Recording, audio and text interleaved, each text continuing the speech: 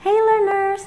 Welcome to this fifth and final segment of our 5-part series on Indonesian loanwords borrowed and adapted from other languages. In this segment, we will look at Bahasa Indonesia words originating from English. Identifying Indonesian words derived from English is not an easy task. Why? Because English itself has borrowed and adapted almost 75% of its words from other languages. Of the 600,000 English words defined in the second edition of the Oxford English Dictionary, only 130,000 can trace to the original English language spoken by the Anglo-Saxons of England.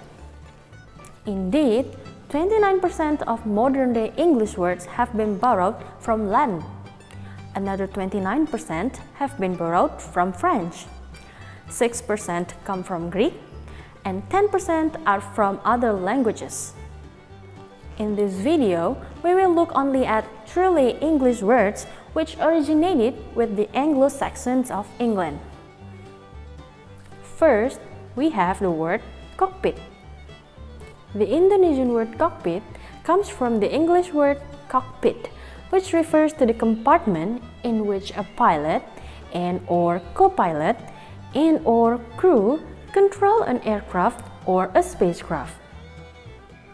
Next, we have the word cowboy.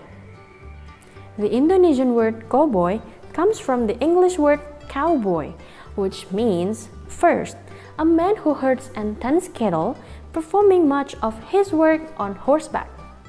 Or second, one who has qualities associated with cowboys, such as recklessness, aggressiveness, or independence.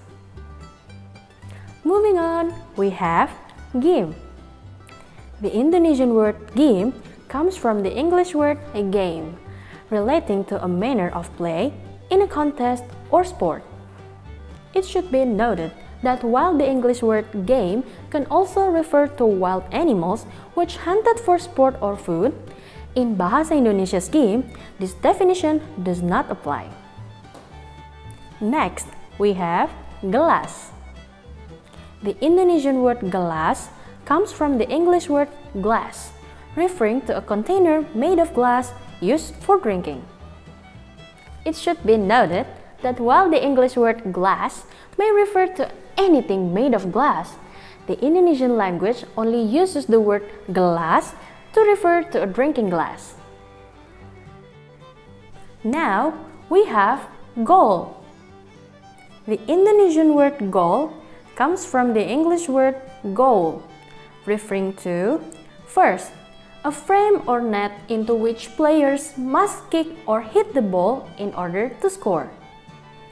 Or second, something that one hopes to achieve, an aim. Then we have gossip. The Indonesian word gossip comes from the English verb gossip, referring to informal talk or stories about other people's private lives that may be unkind and/or untrue. It should be noted that while the English verb gossip can also refer to be used as a noun to describe a person who constantly indulges in the act of gossiping. Bahasa Indonesia does not apply this definition to the word gossip. Next, we have markah. The Indonesian word markah comes from the English word mark. Although mark has multiple meanings in English, the Indonesian word markah refers exclusively to a traffic sign. And finally, we have business. The Indonesian word business comes from the English word business, referring to, first, a commercial enterprise or establishment. Second, a person's work or trade. Or third, a commercial, industrial, or professional activity. And that brings us to the end of our fifth and final segment on Indonesian loanwords. If you have enjoyed this video, you may want to check out our first 4 segments which explore Bahasa Indonesia loanwords from ancient Sanskrit, loanwords from Portuguese, loanwords from Arabic and Farsi, and loanwords from Dutch. To view these videos, please click the links in the description below. And don't forget to look for our yet-to-be-announced new series, which will start 1 week from today. And also, don't forget to follow our social media accounts. Until then, sampai jumpa!